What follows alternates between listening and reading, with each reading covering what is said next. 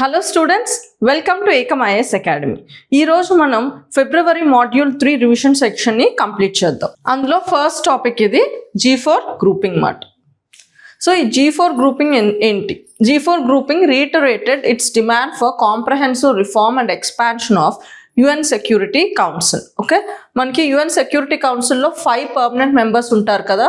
So వాటి మెంబర్స్ని increase చేయమని అండ్ అలాగే కొన్ని రిఫార్మ్స్ తీసుకురమ్మని ఈ పర్టికులర్ G4 గ్రూపింగ్ అన్నది ఫామ్ అయిందన్నమాట.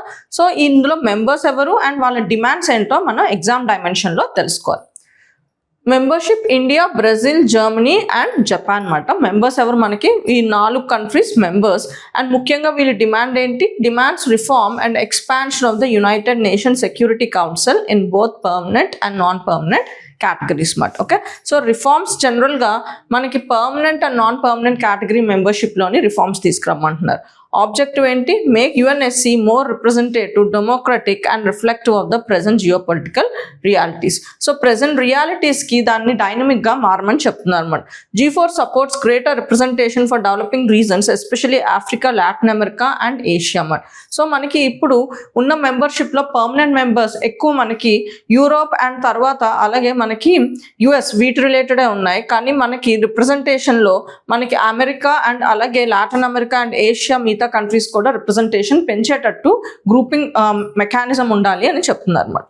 Okay, next default loss guarantees. Reserve Bank of India has restricted use of DLGs for non-banking finance companies who can now factor in DLGs when setting aside buffers for the potential loan losses మాట. Okay, so ఇక్కడ ఏంటంటే మనకి NBFC companies loans ఇస్తున్నాయి అనుకోండి. Loans ఇస్తున్నప్పుడు for example మనకి 100 crores loans ఇస్తుంది. So ఇక్కడ ఫిన్టెక్ కంపెనీ అంటే ఏదైనా ఇన్సూరెన్స్ ఇచ్చే కంపెనీ దానికి కవరేజ్ ఒక 5%. అంటే ఇక్కడ మనకి చెప్తున్నారు ఎంత పర్సెంట్ ఆఫ్ కవరేజ్ ఇవ్వాలి అంటే 5% of the amount that the loan portfolio. So అంతకన్నా మనకి ఎక్సీడ్ అవ్వకూడదు. అంటే NBFCs ఇచ్చే లోన్స్ మనకి అంతకన్నా ఎక్సీడ్ అవ్వకూడదు అని చెప్తున్నాయి అన్నమాట. సో ఇక్కడ లోన్స్ అంతకన్నా కవర్ అవ్వకూడదు అంటే 100 crores లోన్స్ ఇస్తే 5 crore వరకే మనకి ఇన్సూరెన్స్ కవరేజ్ అట్లది ఉండాలి. సో ఒకవేళ ఆ లోన్ రీపేమెంట్ అవ్వకపోతే ఇప్పుడు ఇది ఇన్సూరెన్స్ తీసుకుంది కాబట్టి మనకి 100 crores ఈ NBFCకి 3 crores లాస్ వచ్చింది అనుకోండి.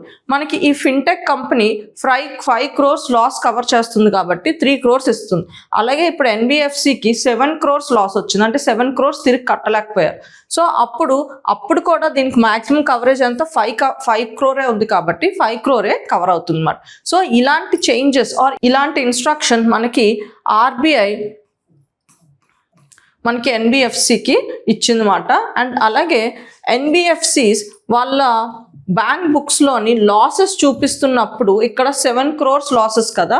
సో ఈ 5 crore ఇన్సూరెన్స్ అమౌంట్ని కూడా దానిలో కలిపి 2 crores లాసెస్గా చూపించమని చెప్తుంది అన్నమాట. అంటే ఇన్సూరెన్స్ కవరేజ్ ఉన్న అమౌంట్ని డిడక్ట్ చేసి వాళ్ళ లాసెస్ బుక్లో వాళ్ళ అకౌంట్స్లో చూపిస్తున్నప్పుడు లాసెస్లో ఆ ఇన్సూరెన్స్ కవరేజ్ కూడా మనకి ఇంక్లూడ్ చేసేసి యాక్చువల్ నెట్ లాస్ ఎంతో చెప్పమని చెప్తుంది అన్నమాట. అదే ఈ పర్టికులర్ న్యూస్ ఆర్టికల్. సో ఇక్కడ ఏంటి? regulatory entities, contractual arrangement between a regulatory entity and the eligible third party where third party guarantees compensation for a loss due to borrower default to RE మాట. Okay, so మనకి ఇక్కడ third party అంటే insurance company మాట. The RE ensure the total amount of DLG cover on any outstanding portfolio shall not exceed 5% of the amount of the loan portfolio మాట. అంటే మనకి ఈ particular entity ఏంటి? RE అంటే మనకి ఇక్కడ NBFCs మాట. సో అది 5% ఆఫ్ ద లోన్ పోర్ట్ఫోలియో కన్నా ఎక్కువ ఇన్సూరెన్స్ తీసుకోకూడదు అని చెప్తుంది.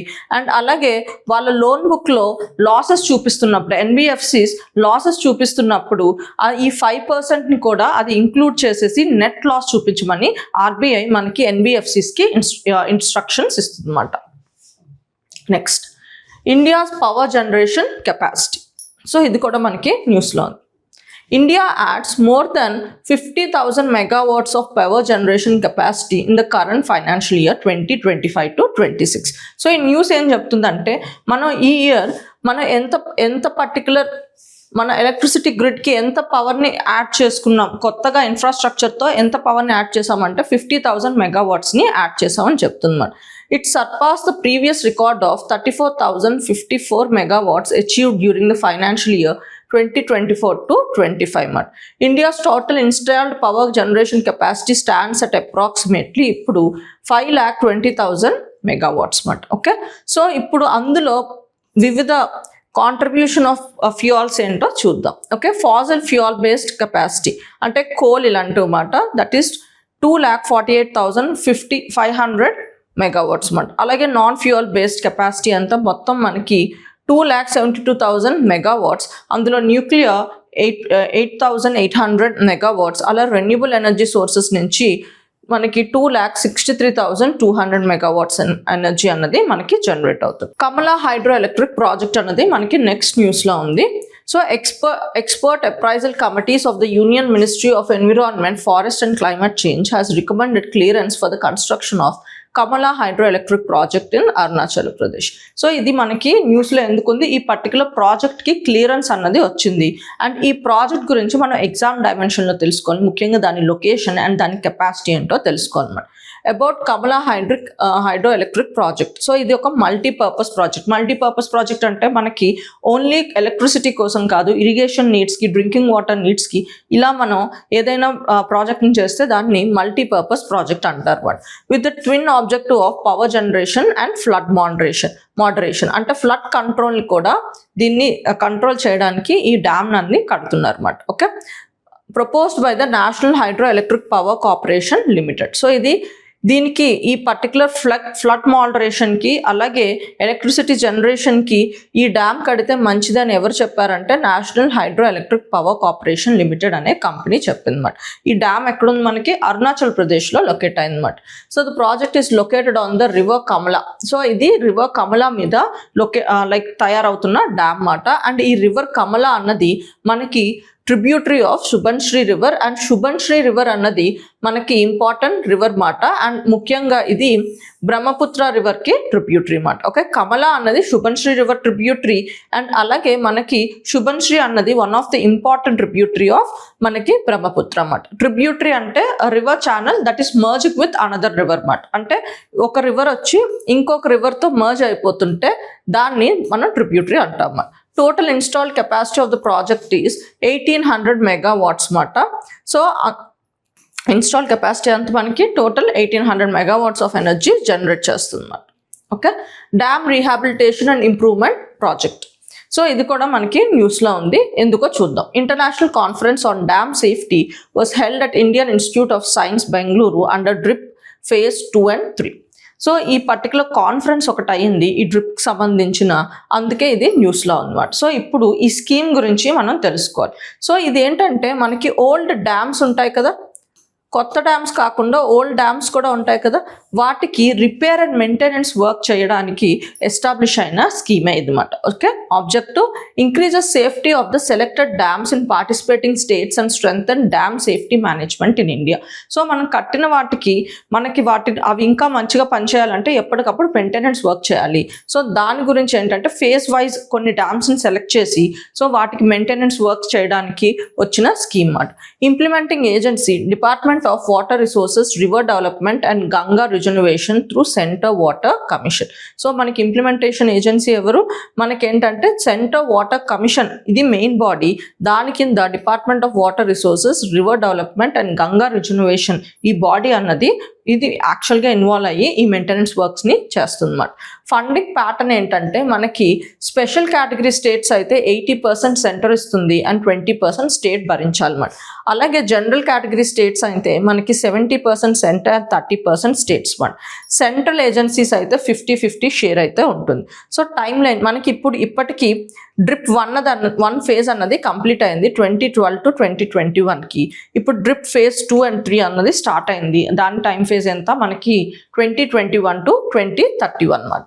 Akash missile system defence minister flagged of Akash 3rd and 4th regiment combat systems and inaugurated mountain fire control radar at Bharat Electronics in Bangalore. Okay, so a mountain fire control radar is a part of air defense fire control radars mata, so specializing in high altitude operations mata.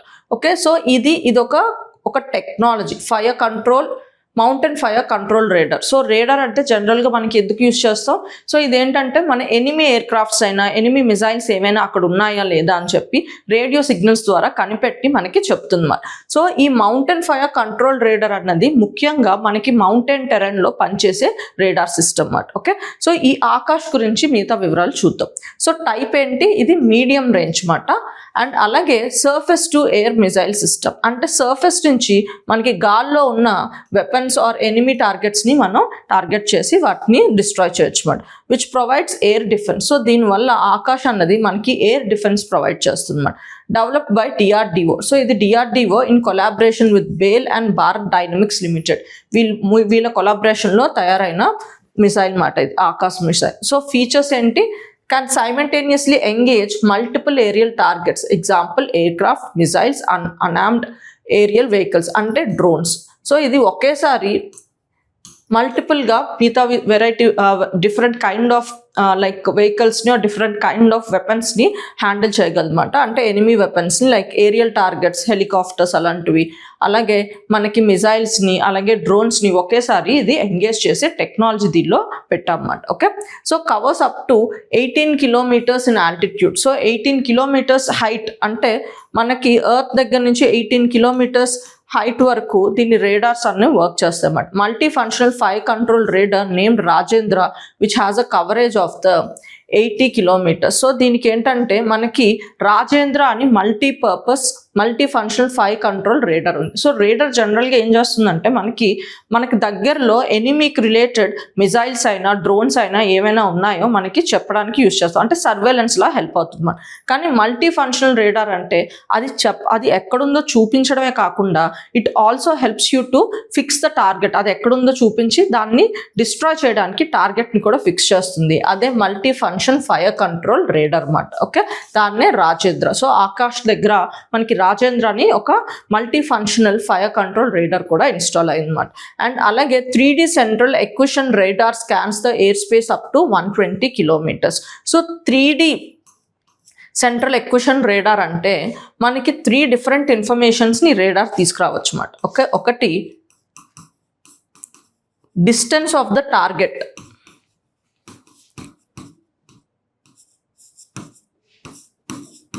Distance of the target, ఇంకొకటి altitude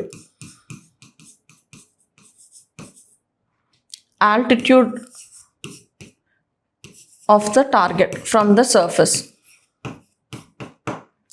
ఒకటి మనకి ఎంత డిస్టెన్స్లో, ఇంకొకటి ఎంత డిస్టెన్స్లో ఉంది. మనకి ఫర్ ఎగ్జాంపుల్ మనం ఇక్కడ ఉన్నాం అండ్ ఇది టార్గెట్ ఇక్కడ ఉంది. సో ఎంత డిస్టెన్స్లో ఉంది అండ్ ఏ డైరెక్షన్లో ఉంది.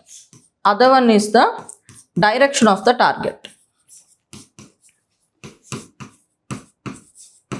సో ఎంత డిస్టెన్స్లో ఉంది, సోర్స్ దగ్గర నుంచి మన టార్గెట్ ఎంత డిస్టెన్స్లో ఉంది, ఎంత డైరెక్షన్లో ఉంది, అండ్ అలాగే ఎర్త్ సర్ఫేస్ నుంచి ఎంత ఆల్టిట్యూడ్లో ఉంది, ఇవన్నీ చూస్తుందన్నమాట. Okay, next gas turbine engine. So ఇదేంటో చూద్దాం. Ministry of Defence reviewed projects of indigenous military gas turbine engine development at DRDO's Gas Turbine Research Establishment in Bengaluru అన్నమాట. ఓకే, సో దీని రీజన్ ఏంటో చూద్దాం. గ్యాస్ టర్బైన్ ఇంజిన్ ఏంటంటే it's a type of internal combustion engine that converts chemical energy from the fuel to thermal energy మాట. ఇది ఎలా work చేస్తుంది? The process follows 4 main steps మాట. ఏంటది? Intake, compression, combustion and exalt మాట. Okay, so ఈ engine అన్నది మనకి ఈ పర్టికులర్ 4 steps వర్క్ చేస్తుంది. ఏంటో చూద్దాం. సో ఫస్ట్ ఏంటంటే మనకి ఎయిర్ని ఈ కంప్రెషర్ వరకు తీసుకొస్తారు అనమాట. ఈ కంప్రెషర్ ఏంటంటే ఎయిర్ని మనకి కంప్రెస్ చేస్తుంది అండ్ ఇక్కడ ఫ్యూయల్ ఉంటుంది కంబషన్ దగ్గర. సో ఈ కంప్రెస్డ్ అయిన ఎయిర్ ఈ కంబషన్లోకి వెళ్ళేసరికి ఇక్కడ ఏంటంటే ఈ ఫ్యూయల్ అన్నది బర్న్ అయ్యి అది గ్యాస్లో కన్వర్ట్ అవుతుంది అనమాట. ఈ గ్యాస్ వల్ల ఏంటంటే ఈ టర్బైన్స్ అన్నవి రన్ అవుతాయి అండ్ మిగతాది ఏంటంటే ఈ టర్బైన్స్ వల్ల ఎనర్జీ కన్వర్ట్ అయ్యి మనకి ఈ పర్టికులర్ వెహికల్ అన్నది మూవ్ అవుతుంది అనమాట. అండ్ ఎక్సెస్ ఎయిర్ అన్నది బయటకి వెళ్ళిపోతుంది అనమాట మనకి ఎగ్జాస్ట్ నుంచి. చూడండి, ఓకే. సో ఇక్కడ అదే చెప్తున్నారు. సో మనకేంటి హౌ ఇట్ వర్క్స్ అంటే 4 పార్ట్స్ ఉంటాయి. సో కంప్రెషన్ ఏంటి, ఆ compressor draws in air and compress it. Okay, so ఇక్కడ it will take the air and compress it. Combustion, the fuel burns in the presence of air and produces high temperature gas mud. And power generation ఏంటంటే turbine extracts power from the hot gas flow. Okay, finally మనకి ఇక్కడ కంబషన్లో fuel అన్నది మనకి burn అయ్యి అక్కడ నుంచి గ్యాస్గా convert అయ్యి ఈ గ్యాస్ అన్నది టర్బైన్స్ రన్ చేయడానికి హెల్ప్ అయినప్పుడు ఈ టర్బైన్ ఏంటంటే ఎనర్జీగా కన్వర్ట్ అవడం వల్ల ఈ వెహికల్ అన్నది మూవ్ అవుతుంది అన్నమాట. ఓకే, సో అండ్ మిగిలిన గ్యాస్ని ఏంటంటే ఎగ్జాస్ట్ ద్వారా వదిలేస్తుంది అన్నమాట. సో ఇలాంటి ఇంజన్ ఏమంటారు అంటే that converts chemical energy from fuel into thermal energy అన్నమాట. దీన్నే గ్యాస్ టర్బైన్ ఇంజన్స్ అంటారు అన్నమాట. ఓకే, సో మనం ఇక్కడ గ్యాస్లో కన్వర్ట్ చేసి దాని నుంచి ఎనర్జీ ఎక్స్ట్రాక్ట్ చేస్తున్నాం కాబట్టి గ్యాస్ టర్బైన్ ఇంజన్స్ అంటాం. Okay, exercise melon. So exercise Milan is taking place in Visakhapatnam with more than 70 nations participating in 2026 edition. So ఈ exercise Milan అన్నది మనకి ఒక బైనియల్ మల్టీలేటరల్ నావల్ ఎక్సర్సైజ్ మాట. బైనియల్ అంటే 2 yearsకి ఒకసారి జరిగే ఎక్సర్సైజ్. ఇది నావల్ ఎక్సర్సైజెస్ మాట. మల్టిపుల్ కంట్రీస్ పార్టిసిపేట్ చేస్తాయి. సో ఈ ఎక్సర్సైజ్ దేని గురించి, cooperation, inter operability and maritime partnership, వీటి గురించి పార్టిసిపేషన్ కంట్రీస్లోని మనకి cooperation, inter operability and maritime partnership అంటే ఏదైనా ఫర్ ఎగ్జాంపుల్ ఏదైనా మ్యారిటైమ్ సంబంధించిన ఏదైనా ప్రమాదం, విపత్తు లాంటి ఏదైనా వచ్చింది అనుకోండి, సైక్లోనో లేకపోతే లైక్ సునామీ ఇలాంటివి ఏమైనా వచ్చాయంటే ఒకరికొకరు హెల్ప్ చేసుకోవడానికి ఇలా కోఆపరేషన్ అండ్ ఇంటర్ఆపరబిలిటీ పెంచుకోవడానికి. సో యాక్చువల్గా ఇది ఎప్పుడు లాంచ్ అయిందంటే 1995లో లాంచ్ అయింది. ఫస్ట్ మనకి 4 నావీస్తో పార్టిసిపేట్ అయ్యి పోర్ట్ బ్లేయర్లో స్టార్ట్ అయింది అన్నమాట. సో అదే విత్ టైం ఏంటంటే మల్టిపుల్ కంట్రీస్ అన్నవి పార్టిసిపేట్ చేస్తూ పెరిగాయి అన్నమాట. అక్రాస్ ద గ్లోబ్ దగ్గర నుంచి పార్టిసిపేషన్ వస్తుంది అండ్ ఇది విశాఖపట్నంలో జరిగింది అన్నమాట. ఓకే, అండ్ బుర్రానా సైట్ మాట. ఓకే, సో ఇది కూడా మనకి న్యూస్లో ఉంది, చాలా ఇంపార్టెంట్ మాట. ఎందుకంటే మనకి ఇండియాలో సివిలైజేషన్ హిస్టరీ చదువుతున్నప్పుడు మనం ఫస్ట్ సివిలైజేషన్ ఎలా చదువుతామంటే స్టోన్ ఏజ్ తర్వాత ఇండస్ వ్యాలీ సివిలైజేషన్ గురించి చదువుతాం. సో మన హిస్టరీ ఎక్కడి నుంచి, ఇండియన్ హిస్టరీ ఎక్కడి నుంచే స్టార్ట్ అయింది అంటే ఈ ఇండస్ వ్యాలీ సివిలైజేషన్ అని చెప్తాం అన్నమాట. సో ఈ ఇండస్ వ్యాలీ సివిలైజేషన్ మనకి 2500 BC ఈ టైం నుంచి స్టార్ట్ అయింది. కానీ ఇప్పుడు రీసెంట్గా మనకి జరిగిన ఎక్స్కవేషన్స్ ముఖ్యంగా ఈ బుర్వానా ఈ పర్టికులర్ సైట్లో, ఇది హర్యానాలో ఉందన్నమాట. ఇది ఇప్పుడు ఏం చేస్తుందంటే మనది హిస్టరీ 2500 BC దగ్గర నుంచి కాదు, అరౌండ్ 800 BC దగ్గర నుంచి స్టార్ట్ అయింది అని చెప్తుందన్నమాట. ఇది ఇంకా ఆన్ గోయింగ్ ఎక్స్కవేషన్ ప్రాసెస్ మాట. కానీ ఇట్స్ చాలా ప్రామినెంట్ లైక్ రిజల్ట్స్ని ఇస్తుందన్నమాట. సో మన history one of the oldest అని అనుకునే వాళ్ళం. అంటే దీనికన్నా ముందు ఐవీసీ ముందు మనకి మెసపటోనియా ఉందన్నమాట. అది 3500 BC. అది first civilization of the world అంటున్నాం. కానీ ఇది ఒకవేళ ఇదే ఇంకా మనకి ఎక్స్కవేషన్స్ వచ్చి ఇంకా ఫ్యాక్ట్స్ అన్న బయటకు వస్తే సో మన ఐవీసీ అన్నది ఇంకా వరల్డ్స్లోనే ఫస్ట్ ఓల్డెస్ట్ సివిలైజేషన్గా చెప్పొచ్చు అన్నమాట. ఉన్న అన్ని సివిలైజేషన్స్లో మనకి మెసపటోనియన్, అలాగే ఈజిప్టియన్, తర్వాత ఐవీసీ అండ్ చైనీస్ సివిలైజేషన్లో ఐవీసీ సివిలైజేషన్ అన్నది మనం ఓల్డెస్ట్ లైక్ లార్జెస్ట్ సివిలైజేషన్ అంటాం అండ్ మెసపటోనియా అన్నది మనం ఓల్డెస్ట్ సివిలైజేషన్ అంటాం అన్నమాట. కానీ ఇప్పుడు జరుగుతున్న డెవలప్మెంట్స్లో ఇప్పుడు ఇది ఇంకా ఎక్స్కవేషన్స్ అవన్నీ కంప్లీట్ అయ్యి ఫ్యాక్ట్స్ అన్నవి ఎస్టాబ్లిష్ అయితే IVC not only largest, it can be a oldest also. Okay, అంటే మెసపటోనియా కన్నా ముందు ఉంటున్నట్టు మనకి ప్రూవ్ అవుతుంది అన్నమాట. ఓకే, సో ఇప్పుడు మన ఎగ్జామ్ డైమెన్షన్లో తెలుసుకోవాల్సింది ఏంటంటే ఈ బుర్రానా సైట్ అన్నది ఎక్కడుంది, ముఖ్యంగా ఇది హర్యానాలో ఉందన్నమాట. అండ్ అలాగే ఈ సైట్లో కనిపెట్టిన విషయాలు ఏంటో చూద్దాం.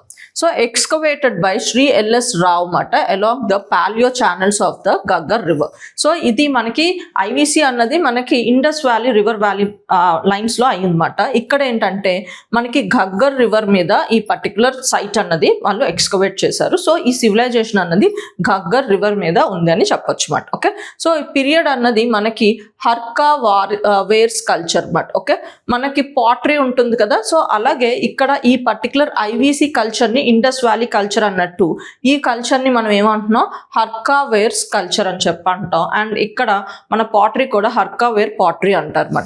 Characterised by well plastered subterranean dwelling pits dug in to the natural soil ceramic assemblies మాట. సో వీటికి క్యారెక్టరిస్టిక్ ఫీచర్స్ ఏంటంటే ఇక్కడ ఉన్న మనుషులు ఏంటంటే పిట్ డ్వెల్లింగ్స్ మాట. పిట్ డ్వెల్లింగ్స్ అంటే భూమిలోకి తవ్వి అందులోని వాళ్ళు మట్టితో ఇల్లు కట్టుకునే వాళ్ళు మాట. అలా ఎందుకు కట్టుకునే వాళ్ళు అంటే అక్కడ టెంపరేచర్ హార్ష్గా ఉండేవి కదా మనకి, సో కోల్డ్ నుంచి అలాగే మనకి ఎండ నుంచి ప్రొటెక్షన్ కోసం అలా కట్టుకునే వాళ్ళు.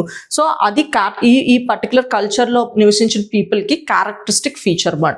అలాగే సెరమిక్ పాటరీ కూడా అక్కడ మనకి దొరికింది మాట. Okay, and period 1B early Harappan. So దీని తర్వాతే మనం యాక్చువల్గా ఐవిసి సివిలైజేషన్ని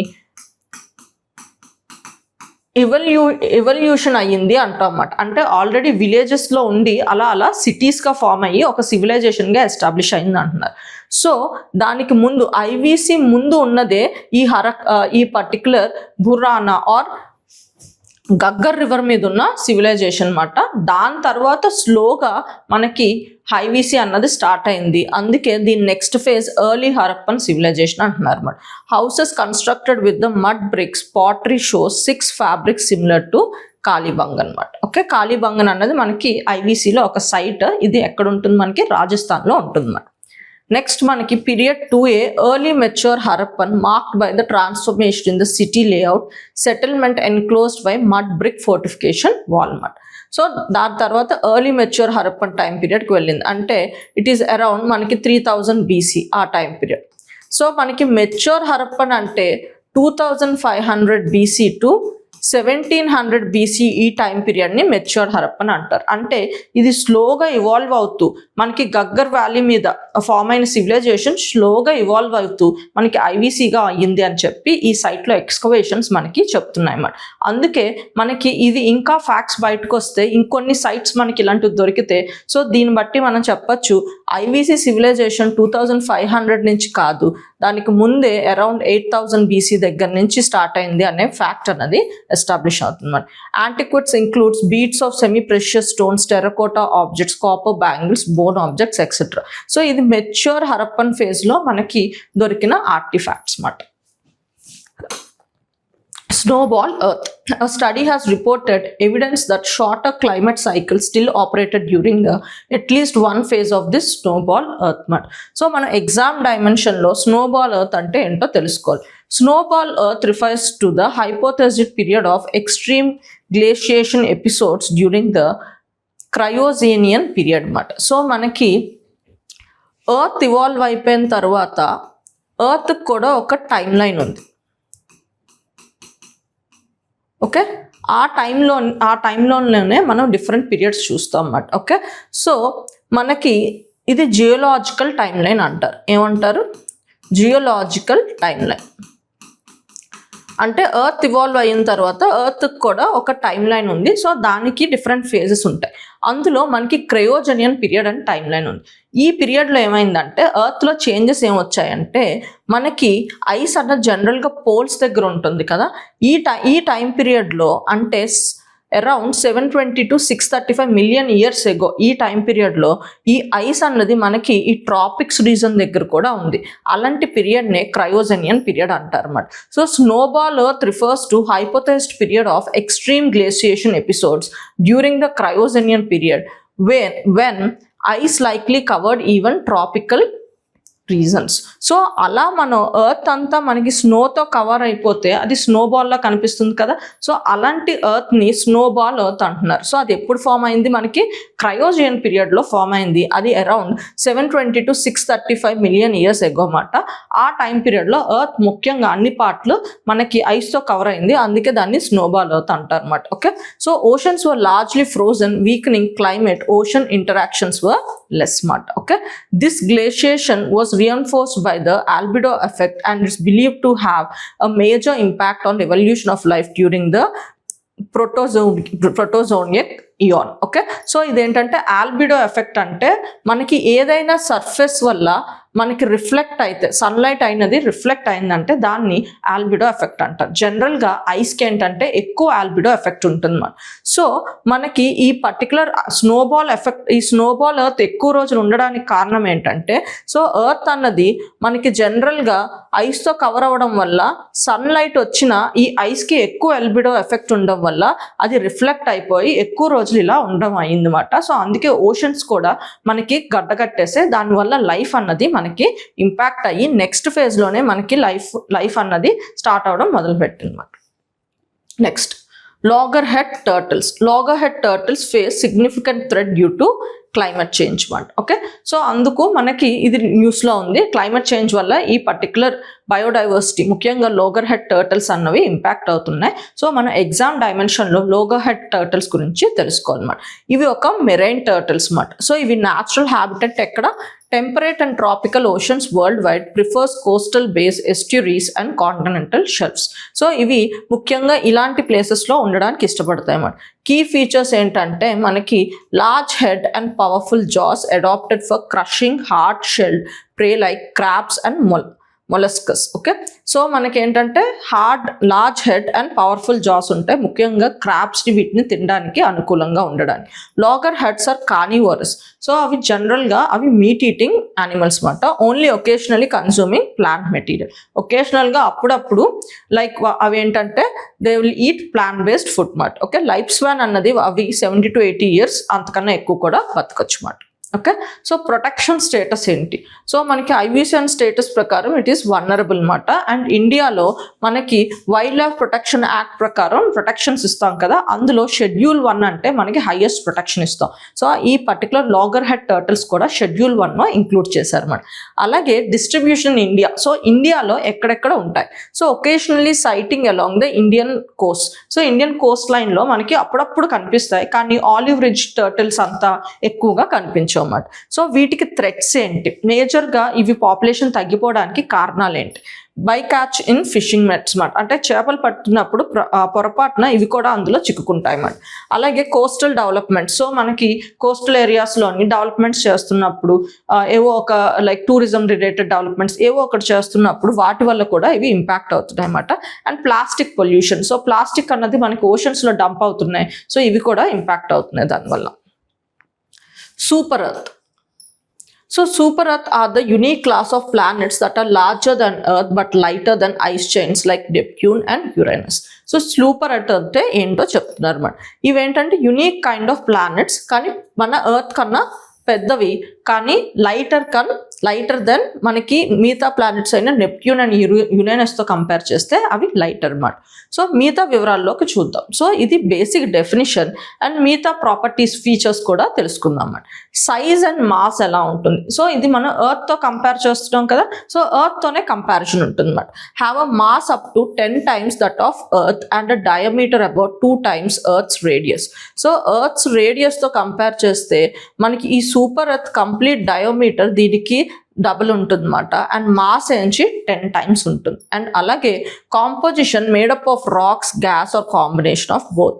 సో ఈ సూపర్ ఎర్త్ అన్నది మనకి గ్యాస్ ఆర్ రాక్స్తోని లేకపోతే రెడ్డితో కలిపి ఉంటుంది. ఇంపార్టెన్స్ ఏంటంటే help scientist understand how planets form and evolve అన్నమాట. Okay, so Ramakrishna Paramahamsa. So ఇది కూడా మనకి న్యూస్లో ఉంది. Home minister pays tribute to Ramakrishna Paramahamsa on his birth anniversary. So మనకి రామకృష్ణ పరమహంస గురించి ఎగ్జామ్ డైమెన్షన్లో తెలుసుకోవాలి, ఎందుకంటే మనకి ఇండియన్ హిస్టరీలో ముఖ్యంగా పర్సనాలిటీస్, ఇంపార్టెంట్ పర్సనాలిటీస్ గురించి తెలుసుకోవాలన్నమాట. And socio religious reform movement కూడా ఉంటుంది కదా, సో ఇది ఒక రిలీజియస్ రిఫార్మ్ మూవ్మెంట్ కింద మనం చదువుతాం. ఓకే, బర్త్ నేమ్ ఏంటంటే గంగాధర్ చటోపాధ్యాయ అన్నమాట. అండ్ ఎక్కడ పుట్టారు అంటే ఇతను ఒక పోర్ బెంగాలీ బ్రాహ్మణ్ ఫ్యామిలీలో పుట్టారన్నమాట. ఓకే, అండ్ అలాగే had little formal education, new only Bengali. So అతనికి అతని ఫ్యామిలీ పరిస్థితి వల్ల ఎక్కువ ఎడ్యుకేటెడ్ పర్సన్ కాదు, అతనికి ఓన్లీ బెంగాలీ మాత్రమే తెలుసు. కానీ ఇతని కాంట్రిబ్యూషన్ ఏంటి? సో ఇతని కాంట్రిబ్యూషన్ మనకి ఇండియాలో ఏంటంటే ఇతను ఫస్ట్ మనకి దక్షిణేశ్వర కాళీ టెంపుల్ నియర్ కోల్కతాలోని ప్రీస్ట్గా వర్క్ చేసేవాళ్ళు అన్నమాట. So deep devotion to goddess Kali expressed intense mystical visions మాట. సో అతనికి ఏంటంటే భక్తి మూమెంట్లో మనం చెప్తాం కదా, సో భక్తి ఏంటంటే డీప్ డివోషన్ టు గాడ్ మాట. సో అతను పనిచేసే కాళీ టెంపుల్లో దేవి మీద చాలా భక్తి మాట. సో అతనికి ఏంటంటే కొన్ని విషయాలు కూడా ముందుగా తెలియడం ఇలాంటివి జరిగాయి అన్నమాట. Okay, spiritual philosophy. సో అతని స్పిరిచువల్ ఫిలాసఫీ ఇలాగే ఇవాల్వ్ అయింది. ఏంటది? Practised multiple spiritual traditions like Vaishnavism, Shakta tantrism and Advaita Vedanta, Islam, Sufism and Christianity. So ఇతను ఏంటంటే ఈ వివిధ రిలీజన్స్ అండ్ హిందూయిజంలో ఉన్న కల్ట్స్, వాటి వచ్చిన ఫిలాసఫీస్ అన్ని అతను ప్రాక్టీస్ చేయడం జరిగిందన్నమాట. సో అలా ప్రాక్టీస్ చేసి ఏం కంక్లూషన్కి వచ్చాడంటే, concluded that all religions lead to same ultimate reality, that is Brahma. Okay, Brahma అంటే యాక్చువల్ అల్టిమేట్ రియాలిటీ మాట. సో అన్ని రిలీజన్స్ సారం ఒకటే అని చెప్పి ఇతను తెలుసుకున్నాడు, అదే బ్రహ్మన్ అని చెప్పి అంటున్నాడు. సో ఇతని దగ్గర మనకి చీఫ్ డిసైపుల్ ఎవరంటే స్వామి వివేకానంద అన్నమాట. ఓకే, స్వామి వివేకానంద ఇతన్ని గురువుగా భావిస్తారు అన్నమాట. Okay, inspire the establishment of Ramakrishna Math and Ramakrishna Mission. So మనకి Vivekananda is famous for Ramakrishna Math and Ramakrishna Mission కదా, స్పిరిచువల్ ఎడ్యుకేషన్ అండ్ అలాగే మనకి సోషల్ సర్వీస్కి. సో అతను ఈ పర్టికులర్ సర్వీసెస్ ఆర్ ఇన్స్టిట్యూషన్స్ అతను గురువు పేరు మీదే పెట్టారన్నమాట. అందుకే Ramakrishna Math and Ramakrishna Mission. So ఇలా మనకి ఏ వాల్యూస్ ప్రమోట్ చేస్తున్నారు ఈ మిషన్ అండ్ మఠ్ ఎస్టాబ్లిష్ చేయడం వల్ల? Religious harmony, love and devotion and service to humanity as a service to God. ఈ ప్రిన్సిపల్స్ని మనకి సొసైటీలో ప్రమోట్ చేస్తున్నారు అన్నమాట ఈ ఇన్స్టిట్యూషన్స్ వల్ల. Okay, Asia and Pacific SDG progress report మాట. ఓకే, సో ఇది మనకి న్యూస్లో ఉంది. Report wants the reason is on track to fail 103 out of 117 measurable targets by 2030 మాట. ఓకే, సో మనకి 117 ఉన్న టార్గెట్స్లో 103 ఫెయిల్ అయ్యేటట్టు ఉంది అని చెప్పి రిపోర్ట్ చెప్తుంది. సో మిగతా హైలైట్స్ ఏంటో చూద్దాం. స్టాల్డ్ ప్రోగ్రెస్, ఎందుకు ఇవి మనకి ఫెయిల్ అవుతాము అని చెప్తుంది అంటే, ఒకటి ఏంటంటే మోస్ట్ ఆఫ్ ద ప్రోగ్రామ్స్ అన్నవి మనం పెట్టుకున్న టార్గెట్స్లో ప్రోగ్రామ్స్ అన్ని అవి ముందుకు వెళ్ళట్లేదు, దట్ ఈస్ ద రీజన్ అని చెప్పి అంటుంది. Only 14 targets are currently on track. So మనం పెట్టుకున్న 117 డిఫరెంట్ మెజర్స్లో 14 మనం ట్రాక్లో కంప్లీట్ చేయగలుగుతున్నాం. ఇంకొకటి environmental crisis, severe regression in climate action, marine conservation, biodiversity is undermining economic gains మాట. ఓకే, సో మనకి ఎకనామిక్ గెయిన్స్ రావాలంటే ఈవెన్ మనకి క్లైమేట్ అన్నది సపోర్ట్ చేయాలి. కానీ ఈ క్లైమేట్ చేంజ్ అండ్ అలాగే బయోడైవర్సిటీ ఇష్యూస్ ఇలాంటివన్నీ ఇందులో ప్రాపర్గా వర్క్ చేయలేకపోవడం వల్ల ఎకనామిక్ గెయిన్స్లో కూడా మనం నష్టపోతున్నాం అంటుంది. బ్రైట్ స్పాట్స్ ఏంటంటే the reason perform strongly in industry, innovation and infrastructure. SDG 9కి సంబంధించిన దాంట్లో ప్రాపర్గా వర్క్ చేస్తున్నాం అని రిపోర్ట్ చెప్తుంది అన్నమాట. Voicera and Bhashini. So Voicera launched on Bhashini National Language Infrastructure at India AI Impact Summit 2026. So ఈ భాషిని ఏంటి, వాయిసెరా ఏంటి? సో ఫస్ట్ మనం భాషిని గురించి చూద్దాం. So భాషిని is an AI powered language translation platform bridging literacy, language, digital divides, enhancing workforce participation, particularly in those in non-English speaking regions. Okay, so ఇదేంటంటే ఈ initiative ముఖ్యంగా దేనికి వచ్చిందంటే, మనకి టెక్నాలజీ అన్నది, డిజిటల్ టెక్నాలజీ అన్నది అందరికీ యాక్సెసిబుల్గా ఉండాలని చెప్పి సో మనకి ఉన్న టెక్నాలజీ ఇన్ఫర్మేషన్ అంతా అన్ని భాషల్లోనికి కన్వర్ట్ అవ్వడానికి తీసుకొచ్చిన ఒక పర్టికులర్ ఇనిషియేటివ్ అన్నమాట. ఇదేంటంటే మనకి అన్ని భాషల్లోకి మనకున్న నాలెడ్జ్ని కన్వర్ట్ చేస్తుంది. ఇది ఒక ఏఐని దానికోసం తయారు చేశారు, అదే భాషిని అన్నమాట. సో ఈ భాషినితోని ఇప్పుడు ఈ వాయిస్ ఎరాని కూడా ఇంటిగ్రేట్ చేస్తున్నారు. అంటే ఈ భాషినిలో నుంచి వచ్చిన లాంగ్వేజ్ ఉంటుంది కదా, దానికి వాయిస్ ఇస్తున్నారు అన్నమాట. సో ఇప్పుడు ఏంటంటే డైరెక్ట్గా మనం టైప్ చేసుకోవడం కాదు, మనం మాట్లాడొచ్చు అన్నమాట. సో ఈ భాషనికి వాయిస్ ఇస్తేనే that is called as voice ఎరా. So an open source end-to-end voice AI stack developed by Digital India Bhashini division under Digital India Corporation Limited. So function as a national execution layer of multilingual voices and language AI. So దీనివల్ల ఏంటంటే భాషినిలోని మనకి different లాంగ్వేజెస్లో services వస్తున్నాయి కదా, ఆ దాన్నే ఇంకా enhance చేస్తూ support చేస్తూ ఆ సర్వీసెస్నే మనకి వాయిస్ ఓవర్గా కూడా ఇస్తున్నారు అనమాట. అంటే ఇప్పుడు మన ఫోన్ యాపిల్ ఐఫోన్ ఓపెన్ చేస్తే మనం హే సిరి అని చెప్పంటే మనకి డైరెక్ట్గా ఇన్ఫర్మేషన్ టైప్ చేయకుండా మనం వాయిస్ ద్వారా మనం కమ్యూనికేట్ అవుతున్నాం కదా, అలాగే ఇది మాట. ఓకే, సో భాషినికి వాయిస్ ఇస్తుంది, that's why it is called as voice era. Food Corporation of India. Food Corporation of India and World Food Program have signed an agreement for supply of rice in support of global humanitarian operations amid the combating hunger. Okay, so ఈ world food corporation అన్నది మనకి 1961లో establish అయింది and food assistance branch of the UN మాట అయింది. Okay, so వీళ్ళిద్దరూ ఒక ఒప్పందం చేసుకున్నారు, ముఖ్యంగా మనకి ఫుడ్ డొనేషన్ గురించి హ్యూమనిటేరియన్ క్రైసిస్లో ఉన్న వాళ్ళకి హెల్ప్ చేయడానికి ఉన్న ఒప్పందం అన్నమాట. సో ఇక్కడ మనకి ఫుడ్ కార్పొరేషన్ ఆఫ్ ఇండియా గురించి తెలుసుకోవాలన్నమాట. సో ఇది అన్నది ఒక స్టాట్యుటరీ బాడీ మాట, అంటే ఒక చట్టం ద్వారా ఏర్పడింది. ఏంటా చట్టం అంటే ఫుడ్ కార్పొరేషన్ యాక్ట్ 1964 అన్నమాట. ఓకే, సో ఇక్కడ కోర్ ఫంక్షన్స్ ఏంటి? సో ముఖ్యంగా FCI దేనికి వర్క్ చేస్తుందంటే ఇండియాలో మనకి MSP ఉంటుంది కదా. సో MSP అంటే ఏంటి? మనం మినిమం గ్యారంటీ ప్రైస్ ఇస్తూ దాన్ని కొనుక్కుంటాం రైతుల దగ్గర నుంచి. సో ఆ ప్రొక్రూట్మెంట్ ప్రాసెస్ అన్నది ఈ FCI చూసుకుంటుంది అన్నమాట. అండ్ అంతేకాదు స్టోరేజ్ కూడా చేస్తుంది. Maintains an extensive network of modern warehouses and silos to store food grains. కొనుక్కున్న ఫుడ్ని స్టోర్ చేస్తుంది అండ్ అలాగే వాటిని ప్రాపర్గా మేనేజ్ కూడా చేస్తుంది అన్నమాట. ఓకే, సో అండ్ అలాగే క్వాలిటీ కంట్రోల్ కూడా మనకి FCIలో ఉంది, that manages procurement and preservation of the food grains. So MSP ద్వారా కొనుక్కొని పర్చేస్ చేసి స్టోరేజ్ చేసి అలాగే క్వాలిటీ కంట్రోల్ కూడా చెక్ చేసుకుంటూ ఇవే మనకి రేషన్ షాప్స్లో మనకి సబ్సిడైజ్ ఫుడ్ గ్రెయిన్స్ ఉంటాయి కదా, సో అవి మనకి ప్రజలకి పంపించడానికి ఇది ఇంటర్మీడియట్గా పనిచేస్తున్న ఆర్గనైజేషన్. కూనో నేషనల్ పార్క్ మాట. 3 cubs born to South African cheetah in Kuno national park. So cheetahs మనం ఇక్కడ లైక్ ఆఫ్రికా నుంచి తెచ్చుకున్నాం కదా, అవి కూనో నేషనల్ పార్క్లో పెట్టాం. సో ఇక్కడ ఏంటంటే మనకి ఈ పర్టికులర్ ఒక చీతాకి 3 cubs పుట్టాయి, దానివల్ల ఆ నెంబర్ అన్నది మనకి 38కి వెళ్ళింది ఇండియాలో. సో అది సక్సెస్ఫుల్ మాట, సక్సెస్ఫుల్ మిషన్ అని చెప్పాలి, అందుకే ఇది న్యూస్లో ఉంది. అండ్ మనం ఎగ్జామ్ డైమెన్షన్లో కూనో నేషనల్ పార్క్ గురించి తెలుసుకోవాలన్నమాట. సో ఇదేంటి మనకి ప్రాజెక్ట్ చీతా స్టార్ట్ చేసాం కదా, అది ఎక్కడ మనకి ముఖ్యంగా ఇండియాలో ఒక్క చోటలో ఇంప్లిమెంట్ చేస్తున్నాం, అదే Kuno National Park, that is Madhya Pradesh మాట. India's exclusive home for cheetahs మాట. Location lies in Madhya Pradesh region in the Vindhya landscape named after the Kuno river. So Kuno national park ఎందుకు ఉంది అంటే అందులో కూనో రివర్ ప్రవహిస్తుంది అన్నమాట. సో ఈ పర్టికులర్ పార్క్ అన్నది ఎన్ని హెక్టార్స్లో ఉందంటే 74,200 హెక్టార్స్లో ఉంది అన్నమాట. అండ్ ముఖ్యంగా dry deciduous forest and open grass lands అన్నవి ఇక్కడ జాగ్రఫికల్ ఫీచర్స్ అన్నమాట. అండ్ బయోడైవర్సిటీ మనకి ఎలాంటివి అంటే సలై అండ్ కేర్ అండ్ ఇలా మనకి ఫ్లోరా అయితే ఇవి దొరుకుతాయి అన్నమాట, ప్లాంట్స్ అన్నమాట. ఓకే, అండ్ ఫౌనా అయితే మనకి డియర్, హైనా, రెప్టైల్స్ ఇలా వివిధ రకమైన బర్డ్ స్పీషీస్ కూడా మనకి ఇక్కడ దొరుకుతాయి. మున్సిపల్ బాండ్స్ ఇది కూడా మనకి న్యూస్లో ఉంది.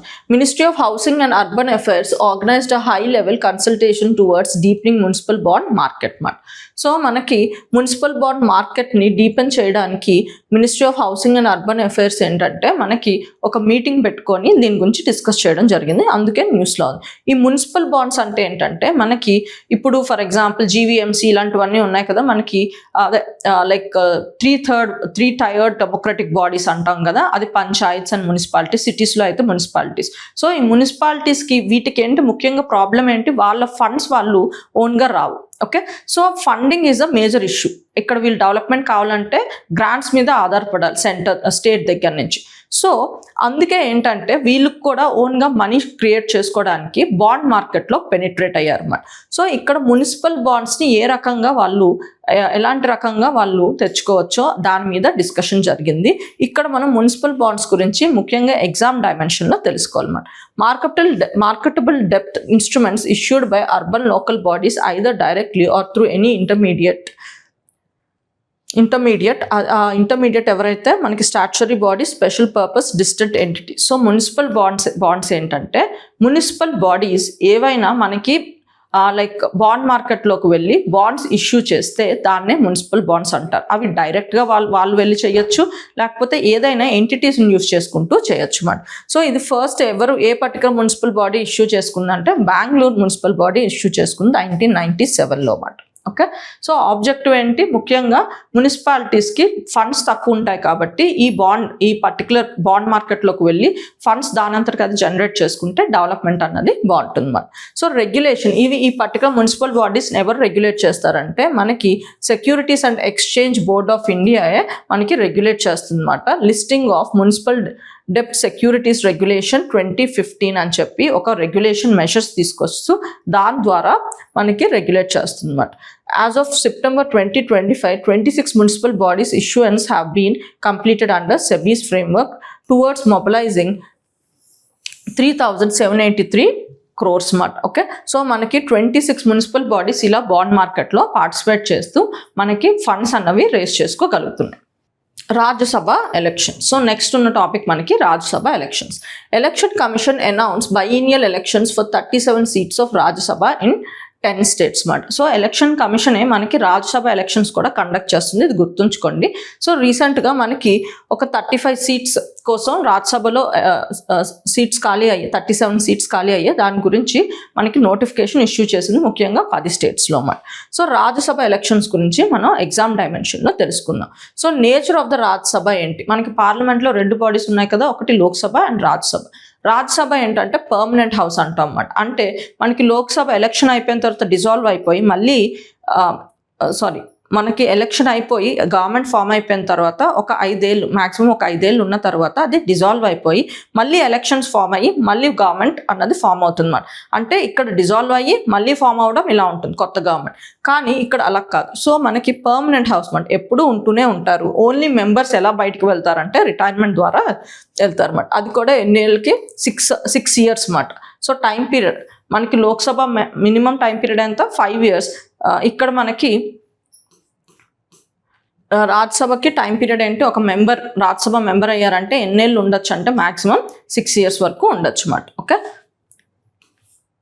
సో పర్మనెంట్ హౌస్ అంటే నాట్ సబ్జెక్టెడ్ టు డిసల్యూషన్ అన్నమాట. However 1/3 members retire every second year with the tenure of each member being 6 years అన్నమాట. సో ఎవ్రీ పర్సన్కి టెన్యూర్ 6 years ఉంటుంది. కానీ మనం సెటప్ ఎలా చేసుకున్నామంటే ప్రతి 2 yearsకి 1/3 members ఎప్పుడు అందులోంచి రిటైర్ అయినట్టు మనం సెటప్ చేసుకున్నాం. సో ఎప్పుడు మెంబర్స్ అన్నది కాన్స్టెంట్గా ఉంటారు అన్నమాట. అందుకే ఎందుకంటే కొత్త మెంబర్స్ వస్తున్నప్పటికీ పాత మెంబర్స్ వెళ్ళిపోతూ ఉంటారు అన్నమాట. మేనర్ ఆఫ్ ఎలక్షన్స్, అది ఎలక్షన్స్ అన్నవి మనం లోక్సభలో చేస్తున్నట్టు డైరెక్ట్గా ఎలక్షన్స్ అంటే మనం వెళ్ళి మన లీడర్ని ఎన్నుకోం. ఇక్కడ ఇండైరెక్ట్గా ఉంటుంది అన్నమాట. అంటే మనం ఎన్నుకున్న వాళ్ళు వెళ్ళి ఇక్కడ ఓట్ చేస్తారు అన్నమాట. ఓకే, అందుకే దీన్ని ఇండైరెక్ట్ ఎలక్షన్స్ అంటారు అన్నమాట. Okay, Electoral College, representative of each state and 3 union territories are elected by elected members of the Legislative Assembly of the state. So ఎవరు ఎన్నుకుంటారో ఇక్కడ చెప్పారు అన్నమాట. Representative of the each states అంటే మనం ఎమ్మెల్యేస్ ఎన్నుకుంటాం కదా, and 3 union territories వాళ్ళు మన MLAs మనం ఎన్నుకున్న ఎమ్మెల్యే స్టేట్స్ దగ్గర నుంచి అలాగే 3 union territories లెజిస్లేటివ్ అసెంబ్లీస్ ఉన్న union territories elected members of legislative assembly of that particular state మాట. అంటే మనం ఎన్నుకున్న వాళ్ళు వెళ్ళి ఈ రాజ్యసభ మెంబర్స్ని ఎన్నుకుంటారు అన్నమాట. So for 3 UTs that is Delhi, Puducherry and Jammu and Kashmir it consist of elected members of representative legislative assemblies. చెప్పాను కదా ఈ 3 UTs ఏంటి, ఢిల్లీ, పుదుచ్చేరి అండ్ జమ్మూ అండ్ కాశ్మీర్ మాట. Okay, Bio AI Mulankur hubs mat. Okay, so the Science and Technology Minister announced that government will establish Bio AI Moolankur hubs మాట. So ఏంటిది, ఇది ముఖ్యంగా దేని గురించి? It aim to create integrated close loop research platform where AI based productions and laboratory validations operated in the unified framework మాట. Okay, so మనకి ఏంటంటే ఏఐది ఇంకా ఇంటిగ్రేట్ చేస్తూ రీసెర్చ్లోని తీసుకొస్తున్న మెషర్మెంట్. ఈ హబ్స్ ఏం చేస్తాయంటే, hubs will focus on genomics, diagnostics, biomolecules design, synthetic biology, Ayurvedic based research and aligned with BioE3 policy. అంటే biotechnology on environment, ecology and employment. అంటే బయోటెక్నాలజీ వల్ల మనకి ఎన్విరాన్మెంట్ రిలేటెడ్ ప్రాబ్లమ్స్కి సొల్యూషన్స్, అలాగే ఎకానమీ రిలేటెడ్వి అండ్ అలాగే employment related problems మనం solve చేస్తే that is called as a BioE3 policy మాట. So ఇక్కడ ఏంటంటే మనం ఈ బయోటెక్నాలజీకి ఏఐని ఇంటిగ్రేట్ చేస్తూ మనం డెవలప్మెంట్ చేసుకుంటే that is called BioAI Mulyankar hubs మాట. ఓకే, ఇంప్లిమెంటింగ్ ఏజెన్సీ అంటే Department of Biotechnology along with the Biotechnology Industry Research Assistant Council, BIRAC. Okay, and Bharat GI. So ఈ భారత్ జిఐ అన్నది కూడా మనకి న్యూస్లో ఉంది. ముఖ్యంగా ఏంటంటే ఇది రీసెంట్గా గవర్నమెంట్ తీసుకొచ్చిన ఇనిషియేటివ్ అన్నమాట. సో ఇదేంటి, national umbrella initiative to showcase India's unique GI products to the globe మాట. సో ఇదేంటి, మనకి జిఐ ప్రొడక్ట్స్ అంటే ఏంటి, ముఖ్యంగా మనకి ఆ ఏరియాకి ఏదైనా జాగ్రఫికల్ ఏరియాకి గుర్తింపిస్తూ ఏమైనా ప్రొడక్ట్స్ ఉంటే అవి వాటిని జిఐ ప్రొడక్ట్స్ అని చెప్పి అంటాం. సో ఇక్కడ భారత్ ఏంటంటే ఇలాంటి ప్రొడక్ట్స్ అన్నిటినీ ఒకే పర్టికులర్ ప్లాట్ఫామ్లో, డిజిటల్ ప్లాట్ఫామ్లో చూపిస్తుంది అన్నమాట. దీనివల్ల ఏంటంటే మనకి మార్కెటింగ్ అన్నది బాగా పెరుగుతుంది అన్నమాట. Okay, it's a national umbrella initiative to showcase India's unique GI products to the globe, launch by department of promotion of industry and internal trade, అది మినిస్ట్రీ ఆఫ్ కామర్స్ మాట. అంటే మన జిఐ ప్రొడక్ట్స్కి వరల్డ్ విజిబిలిటీ రావడానికి తీసుకొచ్చిన ఇనిషియేటివ్. బెనిఫిట్స్ ఏంటి, strong international recognition, premium positioning and market access for Indian artisans and farmers మాట. Okay, next conflict in Sudan. So సుడాన్లో కాన్ఫ్లిక్ట్ అయింది, అందుకు ఇది న్యూస్లో ఉందన్నమాట. సో ఎందుకు ఆ కాన్ఫ్లిక్ట్ అవుతుందో చూద్దాం. UN mission in Sudan reported indications of genocide in the seas of El Fasher city by the paramilitary group. Okay, so Sudan conflict ఎందుకు? సో సుడాన్లో మనకి కాన్ఫ్లిక్ట్ అవుతుంది, ఇది ఆఫ్రికాలో ఒక పర్టికులర్ కంట్రీ మాట. సో ఎందుకు కాన్ఫ్లిక్ట్ అవుతుందంటే మనకి సుడానీస్ ఆర్మ్డ్ ఫోర్సెస్ అండ్ అలాగే అక్కడ ఒక పారామిలిటరీ ఫోర్స్ అయిన ర్యాపిడ్ సపోర్ట్ ఫోర్సెస్ మధ్య వస్తున్న ఈ కాన్ఫ్లిక్ట్ మాట. ఇది దీనివల్ల మనకి సుడాన్లో పొలిటికల్ ఇన్స్టెబిలిటీ అన్నది ఫామ్ అయిందన్నమాట. సో దానివల్ల కొన్ని ప్లేసెస్ అండ్ పీపుల్ అన్నది చాలా ఇంపాక్ట్ అవుతున్నాయి. సో మనకి ఎగ్జామ్లో ఎలాంటి క్వశ్చన్స్ అడగొచ్చు అంటే ఏదో ఒక ప్లేస్ ఇచ్చి this place is related to or this place ఎక్కడ ఉంది అని అడుగుతారు అన్నమాట. సో అందుకే సుదాన్లో మనకి న్యూస్లో ఉన్న కొన్ని ప్లేసెస్ గురించి తెలియాలన్నమాట. ఓకే, మనకి కార్తోమ్ అన్నది క్యాపిటల్ సిటీ అన్నమాట. అండ్ అలాగే దఫర్ రీజన్ అన్నది కూడా సుదాన్లో ఉంది. అందులో ఎల్ ఫ్యాషర్ అన్నది డఫర్ రీజన్లో మనకి ఒక పర్టికులర్ ప్రామినెంట్ క్యాపిటల్ ప్లేస్ అన్నమాట.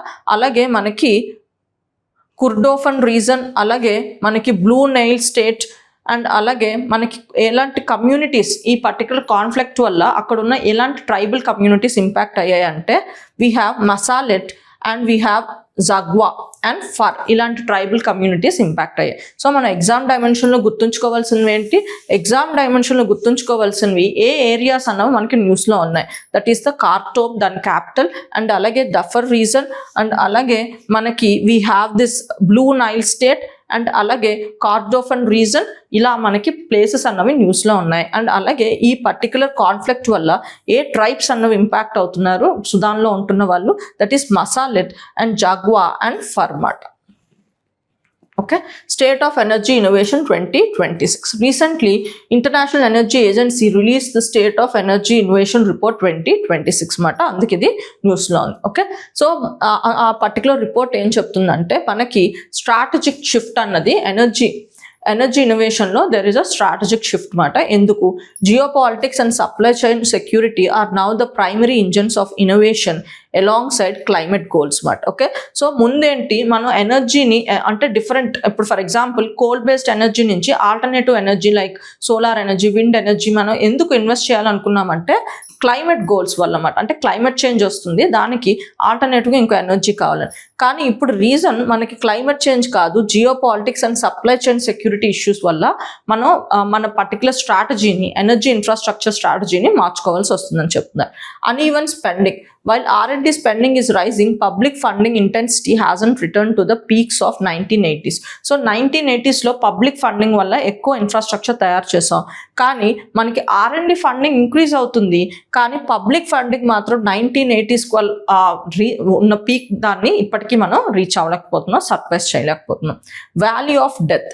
Many technologies are mature but fail at the scale up stage due to lack of early stage funding. So ఒకటి వాల్యూ ఆఫ్ డెత్ అని చెప్పి మనకి ఈ సినారియోని డిస్క్రైబ్ చేశారు. ఏంటంటే మీనింగ్, మనం R&D చేస్తున్నాం, దాని తర్వాత ఒక ప్రోటోటైప్ అన్నది జనరేట్ చేస్తున్నాం, ఇందులో కూడా సక్సెస్ అవుతున్నాం, కానీ ఇక్కడ ఏంటంటే కమర్షియల్గా దీన్ని యూజ్ చేయాలి అంటే మనకి ఫండింగ్ కావాలన్నమాట. కమర్షియల్ యూజ్ చేసి మనం తయారు చేస్తేనే మాస్ ప్రొడక్షన్ చేసి మార్కెట్లోకి పంపించి దెన్ ప్రాఫిట్స్ తెచ్చుకోవాలన్నమాట. ఇది స్టేజ్. సో ఈ స్టేజ్ బాగానే ఉంటుంది, కానీ ఇక్కడికి వచ్చేసరికి ఫండింగ్ లేకపోవడం వల్ల ఇదంతా ఆగిపోతుంది అన్నమాట.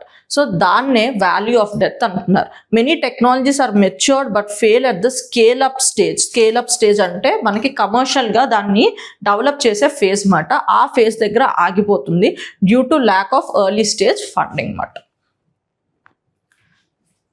సో అలాగే మనకి ఇంటర్నేషనల్ ఎనర్జీ ఏజెన్సీ గురించి కూడా మనం తెలుసుకోవాలి. ఇంటర్నేషనల్ ఎనర్జీ ఏజెన్సీ మనకి ఎక్కడుంది? ప్యారిస్, ఫ్రాన్స్లో హెడ్ క్వార్టర్స్ ఉంది. అండ్ ఇది ఎప్పుడు ఫామ్ అయింది? 1974లో ఫామ్ అయింది, ఫాలోయింగ్ ద 1973 ఆయిల్ క్రైసిస్ మాట. ఓకే, సో ఇది OECD ఫ్రేమ్వర్క్లో వర్క్ చేస్తుంది. సో దీని ఎయిమ్ ఏంటి? provide analysis, data, policy recommendations and solutions to help countries provide secure and sustainable energy for all. So ఇక్కడ మనకి రిపోర్ట్లో ఇలాంటి ట్రెండ్స్ చెప్పడం వల్ల కంట్రీస్, వర్క్ చేస్తున్న కంట్రీస్ ఏంటంటే ఇప్పుడు ఈ ప్రాబ్లం చెప్పారు కాబట్టి గవర్నమెంట్స్ ఏంటంటే ఇక్కడ ఫండింగ్ ఇవ్వడానికి హెల్ప్ చేస్తుందన్నమాట. సో ఇలా ప్రాబ్లం తెలిస్తేనే కదా సొల్యూషన్ అప్లై చేయొచ్చు. సో ఇలా ఈ particular IEA, that is international energy agency ఏంటంటే ఇలా వరల్డ్ వైడ్లో ఉన్న ఎనర్జీ సెక్టర్ ప్రాబ్లమ్స్ని ఐడెంటిఫై చేయడం వల్ల మనకి ఏంటంటే స్ట్రాటజైజ్ చేసుకొని ఆ ప్రాబ్లమ్స్ని ఓవర్కమ్ చేయొచ్చు మనం. సో మెంబర్షిప్ కంట్రీస్ ఎవరంటే 32 member countries and 13 association countries మన. India is an associate member. To become a member of IEA, a country must be a member of OECD in addition to other requirements మాట. Okay, IEలో member అవ్వాలంటే మనకి OECDలో member అవ్వాలన్నమాట. Okay, board of peace. India attended Trump's Gaza board meeting as an observer అన్నమాట. Okay, so మనకి board of peace ఏంటంటే మనకి బోర్డ్ ఆఫ్ పీస్లో ఒక అబ్జర్వర్గా వెళ్ళింది. సో ఈ బోర్డ్ ఆఫ్ పీస్ అంటే ఏంటి? ఈ బోర్డ్ ఆఫ్ పీస్ అన్నది మనకి గాజాలోని పీస్ తీసుకురావడానికి ఏర్పాటు చేసిన బాడీ. ఇది ఎవరు ఎస్టాబ్లిష్ చేశారంటే US ఎస్టాబ్లిష్ చేసింది మనకి January 2026లో. It is originated from US president 20-point peace plan for Gaza అన్నమాట. ఓకే, ఇది ఈ పర్టికులర్ పీస్ ప్లాన్ని మనకి UN సెక్యూరిటీ కౌన్సిల్ కూడా ఆమోదించింది అన్నమాట. ఓకే, సో దీని ఆబ్జెక్టివ్ ఏంటి? To transform Gaza into the demilitarized and economically stable territory. So దానిలో పీస్ తీసుకురావడానికి, ముఖ్యంగా వెపన్స్ అవి యూజ్ చేయకుండా ఉండడానికి, డీమిలిటరైజ్ చేయడానికి తీసుకొస్తున్న 20 steps ఫార్ములా అన్నమాట ఇది. ఓకే, మెంబర్షిప్ ఎవరు? Chaired by US president with an executive boards of select global leaders. So global లీడర్స్ని సెలెక్ట్ చేస్తూ అండ్ ముఖ్యంగా US ప్రెసిడెంట్ అన్నది దీనికి చైర్మన్ అన్నమాట. Invitation based members including fixed term and paid permanent members అన్నమాట. Okay, so India దీనికి ఏంటంటే అబ్జర్వర్గా వెళ్ళిందన్నమాట. Sankalp scheme. The Public Accounts Committee flagged weak planning, fund underutilization and poor center-state coordination in skill acquisition and knowledge awareness for livelihood promotion scheme. దాన్నే Sankalp scheme అంటున్నారు. So ఇక్కడ ఏంటంటే public accounts committee మనకి one of the parliamentary committee మాట. So ఇదేంటంటే ఇది ప్రాపర్గా implement అవ్వట్లేదు, ఎందుకంటే weak planning, fund underutilisation ఇలాంటి ఫ్యాక్టర్స్ వల్ల, poor centre and state coordination వల్ల ఇది అనుకున్న రిజల్ట్స్ ఇవ్వట్లేదు అని చెప్పింది మాట. సో ఈ సంకల్ప్ స్కీమ్ అంటే ఏంటో చూద్దాం. ఇది 2018లో ఫామ్ అయిన స్కీమ్ మాట. ముఖ్యంగా మన క్వాలిటీ ఇంప్రూవ్ చేయడానికి and short term skill training ఉంది కదా, దానికి క్వాలిటీ అండ్ వాటిని విస్తరించడానికి, అంటే ఒక చోటు నుంచి ఎక్కువ చోటకి విస్తరించడానికి, అండ్ అలాగే వాటి క్వాలిటీ ట్రైనింగ్ సర్వీసెస్ని ఇంక్రీజ్ చేయడానికి వచ్చిన స్కీమ్ అన్నమాట. ఓకే, సో ఇది మినిస్ట్రీ ఎవరు హ్యాండిల్ చేస్తారంటే ministry of skill development and enterprises handle చేస్తుంది. ఈ స్కీమ్ని ఇంప్లిమెంట్ చేయడానికి వరల్డ్ బ్యాంక్స్ లోన్స్ ఇస్తుంది అన్నమాట. Indian Ocean Naval Symposium. Okay, so India ఈ పర్టికులర్ ఆర్గనైజేషన్కి చైర్మన్గా వ్యవహరించింది, అందుకే ఇది న్యూస్లో ఉందన్నమాట. సో దీని గురించి ఇంకా ఎగ్జామ్ డైమెన్షన్లో తెలుసుకుందాం. ముఖ్యంగా ఐఆర్లో మనకి ఇంటర్నేషనల్ ఆర్గనైజేషన్స్ అన్నది ఇంపార్టెంట్ అన్నమాట. So it is an voluntary and inclusive multilateral forum of navies of the Indian ocean reason established in 2009. So ఇదేంటంటే మనకి ఒక voluntary organisation along the Indian ఓషన్లో ఉన్న countries, Indian ocean bordering countries ఉంటాయి కదా, వాళ్ళందరూ కలిపి పెట్టుకున్న ఆర్గనైజేషన్ అన్నమాట 2080లో. సో ఇది ఇండియన్ నేవీ ఇనిషియేట్ చేసిన ఇనిషియేటివ్ అన్నమాట, enhancing maritime cooperation among లిటోరియల్ states of the Indian ocean reason. So ముఖ్యంగా మనకి ఇండియన్ ఓషన్ బార్డర్ కంట్రీస్లో కోఆపరేషన్ పెంచడానికి తీసుకొచ్చిన స్కీమ్ అన్నమాట. తీసుకొచ్చిన ఆర్గనైజేషన్ అన్నమాట. It provides a platform for constructive engagement enabling navies to exchange shared challenges and contribute to the regional stability. So అక్కడ కామన్గా ఉన్న ఛాలెంజెస్ లైక్ ఫర్ ఎగ్జాంపుల్ మనకి లైక్ ఇండియన్ ఓషన్లో కన్జర్వేషన్ అనుకోండి, లేకపోతే సంథింగ్ లైక్ డిజాస్టర్ మేనేజ్మెంట్ అనుకోండి, లేకపోతే see pirates issue అనుకోండి, అవి కామన్గా ఆ ఏరియాలో ఇష్యూ ఉందనుకోండి, ఆ కామన్ ఇష్యూస్కి కలిసికట్టుగా సొల్యూషన్ తెచ్చుకోవడానికి హెల్ప్ చేస్తుంది అన్నమాట. ఓకే, మెంబర్షిప్ ప్రస్తుతానికి ఎంతమంది ఉన్నారంటే 25 మెంబర్స్ ఉన్నారు. Okay, so NAFED, an extensive review meeting of the Natural Agriculture Cooperation Marketing Federation of India Limited was held. So NAFED is an apex organization of marketing cooperatives for agriculture produce in India. So ఇది 1958లో establish అయింది and it's registered under multi state cooperative society act. So దీని objective ఏంటి? Promote cooperative marketing of agriculture produce to enhance farmers income. So farmers ఇన్కమ్ని increase చేయడానికి establish అయిన ఒక organization అన్నమాట. So farmers cooperatives are core members participating in governance through the general body headquarters మనకి New Delhi. So ఇదేంటంటే మనకి ఒక kind of organisation, ముఖ్యంగా మనకి ఫార్మర్ ఆర్గనైజేషన్స్ ఉంటాయి కదా, కోఆపరేటివ్ ఆర్గనైజేషన్స్, సో వాటికి లైక్ ఫైనల్గా రెగ్యులేట్ చేస్తున్న బాడీలా వర్క్ చేస్తుంది అన్నమాట. మన నెక్స్ట్ టాపిక్ రాప్టీ రివర్. ఈ రాప్టీ రివర్ ఏంటంటే మనకి NGT ఒక డైరెక్షన్ ఇచ్చింది, మనకి సువవాన్ రివర్ ఉంది, ఈ రివర్ని డ్రెయిన్ కాదు రివర్ కింద స్టేటస్లోకి మార్చమని చెప్తుందన్నమాట. డ్రెయిన్ అంటే ఏంటంటే మనకి ముఖ్యంగా డ్రైనేజ్ వాటర్ని వెళ్ళిపోయే ఛానల్ని డ్రెయిన్ అంటాము. రివర్ అంటే న్యాచురల్ ఫ్లోయింగ్ వాటర్ ఉన్నది. సో ఇది డ్రెయిన్ కాదు రివర్ స్టాటస్లోకి మార్చండి అని NGT డైరెక్షన్ ఇచ్చింది. ఈ సువవాన్ రివర్ అన్నది మనకి రాప్టీ రివర్కి ఒక ట్రిబ్యూటరీ అన్నమాట. సో దీనికి కూడా రివర్ స్టేటస్ ఇవ్వండి అని చెప్తుంది. సో రాప్టీ రివర్ గురించి మనం తెలుసుకోవాలి. So most important left bank tributary of the Ghaghra river which is a tributary of Ganga అన్నమాట. సో ఆరిజిన్ అన్నది ఇది నేపాల్లో ఆరిజిన్ అవుతుంది అన్నమాట. అండ్ ఇది catchment area falls in Nepal and remaining in the state of UP. So నేపాల్లో స్టార్ట్ అయ్యి యూపీలోకి ఎంటర్ అవుతుంది. టోటల్ లెంత్ ఎంత మనకి 782 కిలోమీటర్స్ అన్నమాట. ఓకే, సో ఇండియాలో అది డ్రెయిన్లా కనిపిస్తుంది కానీ అది కాదు. Next Gentoo penguins. So Gentoo penguins have become first bird species to be infected with H5 avian influenza on Australian Heard Island. Okay, so మనకి ఈ పెంగ్విన్ బర్డ్ స్పీషీస్, ఈ గెంటో పెంగ్విన్స్ అన్నవి first time infected with the H5 avian influenza అన్నమాట. Okay, so heard island is a remarkable Australian external territory in the southern Indian Ocean dominated by Big Ben. Big Ben అన్నది మనకి ఒక active volcano అన్నమాట, మనకి ఆస్ట్రేలియాలో ఉంటుంది, ముఖ్యంగా ఈ హర్డ్ ఐలాండ్లోనే ఉంది అన్నమాట. ఇప్పుడు మనకి ఇట్స్ అలాంగ్ విత్ మనకి ఈ heard island along with McDonald islands, ఈ రెండు ఏంటంటే మన యునెస్కో వరల్డ్ హెరిటేజ్ సైట్లో రికగ్నైజ్ అయ్యాయి అన్నమాట. ఓకే, సో గెంటో పెంగ్విన్స్ గురించి మనం ఎగ్జామ్ డైమెన్షన్లో తెలుసుకోవాలి. సో IUCN స్టేటస్ ఏంటంటే ఇవి లీస్ట్ కన్సర్న్ అనమాట. ఇవి పెంగ్విన్స్లో ఇది ఒక స్పీషీ, వేరే స్పీషీ. సో ఇవి ఎక్కడ ఉంటాయంటే Antarctican peninsula, sub Antarctican islands, recorded in the Argentina, New Zealand and Tasmania అన్నమాట. ఓకే, సో ఇవి నార్మల్ పెంగ్విన్స్తో మనం ఐడెంటిఫై చేయడానికి కొన్ని మార్క్స్ ఉంటాయి. అదే white headed stripes, bright orange beak, peach coloured feet and third largest penguin species మాట. So special features ఏంటి, fast swimming penguins, generalist feeder on krill and fish and squid, ఇవి వీటి డైట్. అండ్ ఇవి ఉన్న వాటిలో fast swimmings మన penguins మనకి జనరల్గా మంచిగా స్విమ్ చేస్తాయి, అది కూడా డెప్త్లోకి వెళ్ళి స్విమ్ చేయగలవు అంటాయి అన్నమాట. సో అందులో ఉన్న పెంగ్విన్స్లో ఇవి ఫాస్టెస్ట్ స్విమ్మింగ్ పెంగ్విన్స్ అన్నమాట. స్మూత్ కోటెడ్ ఓటర్, సో ఇది కూడా మనకి న్యూస్లో ఉంది, biodiversity related topic. Uttarakhand Forest Department has documented the presence of smooth-coated otters in Uttarakhand's Nandhor Wildlife Sanctuary. Okay, so మనకి ఏంటంటే ఈ పర్టికులర్ ఉత్తరాఖండ్ సంబంధించి ఈ స్మూత్ కోటెడ్ ఓటర్స్ని డాక్యుమెంట్ చేసిందన్నమాట. మన next topic smooth coated otters. Uttarakhand Forest Department has documented the presence of smooth-coated otters in Uttarakhand's Nandhor Wildlife Sanctuary. So మనకి Uttarakhand forest department ఏంటంటే ఈ స్మూత్ కోటెడ్ ఓటర్స్ మీద ఒక డాక్యుమెంటరీ చేసింది, అందుకు ఇది న్యూస్లో ఉందన్నమాట. ఈ స్మూత్ కోటెడ్ ఓటర్స్ అన్నది మనకి బయో ఇండికేటర్స్గా పనిచేస్తుంది.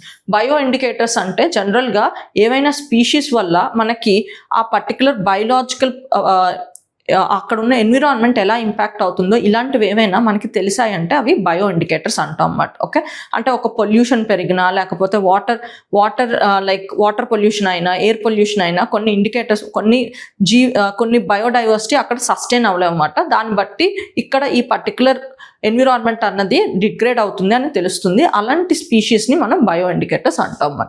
సో ఓటర్స్ కూడా మనకి బయో ఇండికేటర్స్ వస్తాయి. Otters only inhabit in pristine fresh water environment with robust food chain indicating healthy and unpolluted environment. So otters అన్నవి చాలా సెన్సిటివ్ యానిమల్స్ అన్నమాట, అవి ఫ్రెష్ వాటర్లోనే బతకగలవు అన్నమాట. అండ్ అలాగే మనకి ఫుడ్ చైన్ కూడా ప్రాపర్గా ఉంటేనే అవి సస్టైన్ అవ్వగలవు. సో ఈ ఓటర్స్ పాపులేషన్ తగ్గిపోయిందంటే దాని మీనింగ్ అక్కడ ఎన్విరాన్మెంట్ అన్నది పాడైపోతుందని, ముఖ్యంగా వాటర్ పొల్యూషన్ అండ్ అలాగే అక్కడ ఏంటంటే ఫుడ్ చైన్ కూడా ఇంపాక్ట్ అవుతుందని మనం తెలుసుకోవాలన్నమాట. Okay, about smooth coated otters. So మనకి బయో ఇండికేటర్స్ కాకుండా ముఖ్యంగా వాటర్ పొల్యూషన్ కాకుండా ఇంకా మిగతా వివరాల్లోకి వెళ్తే కన్జర్వేషన్ స్టేటస్ అనేది మనకి వల్నరబుల్గా ఉంది. అండ్ అలాగే ప్రొటెక్షన్ విషయానికి వస్తే మనం ఇది schedule 1 of wild life protection act 1972 కిందే ఉంది మాట. ఓకే, అండ్ అలాగే వీటి హ్యాబిటెంట్ ఏంటంటే చెప్పాను కదా, fresh water rivers, lakes, wetlands, estuaries and mangrove forest across south and south east Asia. So కానీ ఇక్కడ ఏంటంటే వాళ్ళకి ఎమికబుల్ సిచ్యువేషన్స్ అంటూ ఉండాలన్నమాట. అంటే పొల్యూషన్స్ లేకుండా ఉంటే అవి సస్టైన్ అవుతాయి, లేకపోతే వీటి పాపులేషన్ తగ్గిపోతుంది. సో డిస్ట్రిబ్యూషన్ ఇండియాలో అయితే హిమాలయాస్ టు సదర్న్ ఇండియా వరకు డిస్ట్రిబ్యూట్ అవుతుంది. And co occurs with other voter species in western Ghats and north east India అన్నమాట. ఓకే, అండ్ కీ ఫీచర్స్ ఏంటంటే ఇది largest Asian voter. Okay, so ఈ పర్టికులర్ స్మూత్ కోటెడ్ ఓటర్ అన్నది largest Asian voter and smooth short for highly social and strong swimmer, mainly fish eating. So దీని diet ఏంటి, fish మాట. Thank you.